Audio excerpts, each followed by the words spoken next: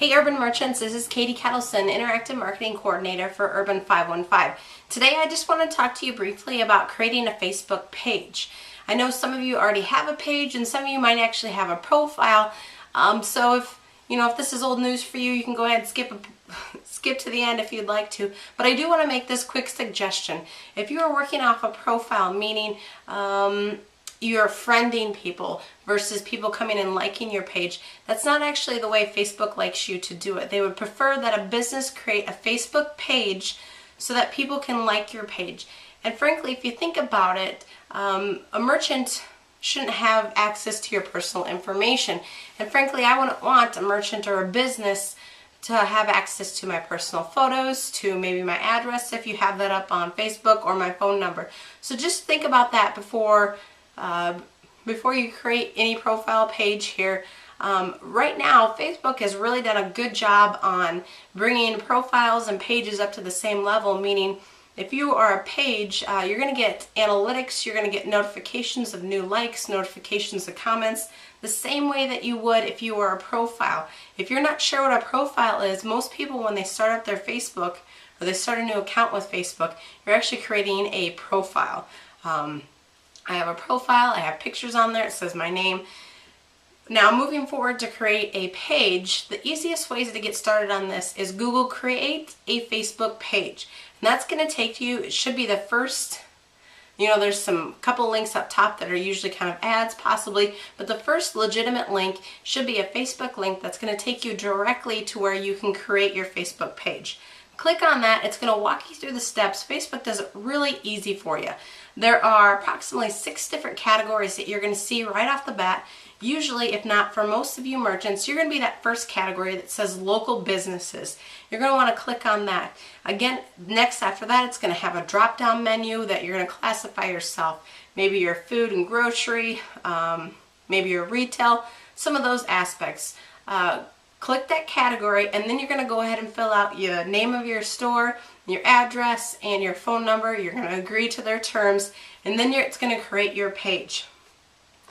Just know that if you've worked through the steps, let's say you put yourself as a food and grocery person, but maybe you were wrong, you were a different category, you can always come back and change that. That's not a big deal. Or down the road, maybe you change what your business actually is, and you can go back and revamp that. So after you've created this page, it's going to walk you through, or it's going to allow you to put the profile picture up there, which is other words called the avatar. It's going to allow you to describe a little bit more about your business, what you do, what your hours are. You can find all this information usually on the left-hand tab of your Facebook account. Usually when you're a new Facebook page, they're going to walk you through these steps, or they're going to prompt you until you probably get around 20 likes or so. At this point, you can also invite your other friends to like your page. That's another key component. You can't create a Facebook page without having a Facebook account.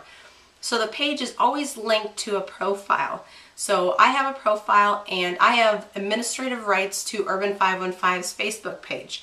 Now, if you get somebody that you'd like to help on your team, you'd like them to help with the Facebook page, maybe make some comments here and there on behalf of your page, you can always give them admin rights by entering their email address, or if you're friends with them already, you can tag them. And all of that's listed on the left-hand side of the Facebook page there when you're working through all the information. You can always at some point relinquish those administrative rights. Let's say they're not active, they're not working for you anymore. You can always take those away. So don't have any fear about having that done. Just make sure you have a conversation with your employees before you give them this access, so they understand what they're supposed to do, what they should and shouldn't do, and really what you expect from them.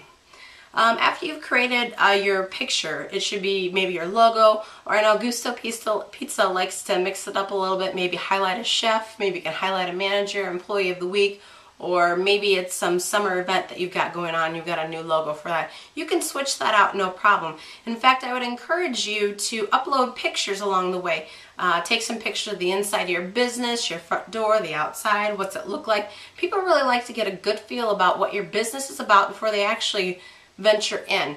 Something to take in point when you're kind of creating your Facebook page, a lot of the same information that you have on your website, or maybe you don't have a website, But if you do, make sure that you have some of the same information on your Facebook page as you do on your website, because you never know how someone's going to find you. They might search for you on Facebook and then link to your website, or vice versa. So it's good to have as much information out there as possible. A good rule of thumb, once you've gotten kind of your core steps taken care of, publishing posts on Facebook. Usually it's good to, if you're a first timer, maybe start 2 to 3 times a week. Urban 515 tries to post at least once a day. Sometimes we're going to post 2 to 3 times a day depending on the topics. Be careful with your message. Don't get too crazy. Go out there and watch some other pages. See how they do it. See how the interaction happens between them and other people. See what they're posting. Put links up there. You can do YouTube links. You can do images. All sorts of fun stuff. It's really a great tool for a business to use, the Facebook page, and it's free, so it's great information. Again, going back, you're going to get great analytics from Facebook. They're going to tell you how many impressions your post got, and what that tells you is how many people actually saw this post, so how many times it showed up in somebody's stream, which, as you know, if you're a regular Facebook user, that stream kind of changes. Sometimes it's going to have the most popular, sometimes it's going to be the most recent, so it's nice to see how many times that your post itself is showing up on the page. A good rule of thumb to think about is usually if you want to get the most traffic out of your post, if it's really a hot post, try posting before noon during the day, and usually end of the week sometimes work better. You know, if you think of yourself, sometimes Monday, Tuesday, if you're a business person, those might be your busiest days, catching up from the weekend, or later in the week, maybe you have a little time to relax, you're getting excited for the weekend. So just kind of think about how you would look at Facebook and correlate that maybe a little bit to where your customers are. Don't be afraid. If you have any questions, just let me know. Shoot me an email at katie@urban515.com. And if you need further help, if you need setting up that Facebook page, or if you'd like a few consultations, some advice just to walk you through it, don't be afraid to let me or Carrie Lance know. We're here to help you. We want to make sure you do it right and get going on the good step. So again, reach me at katie@urban515 and get that Facebook page up there. And when you do, let me know so Urban515 can come like your page and we can start interacting together. In the meantime, have some fun and I hope doing well. Thank you.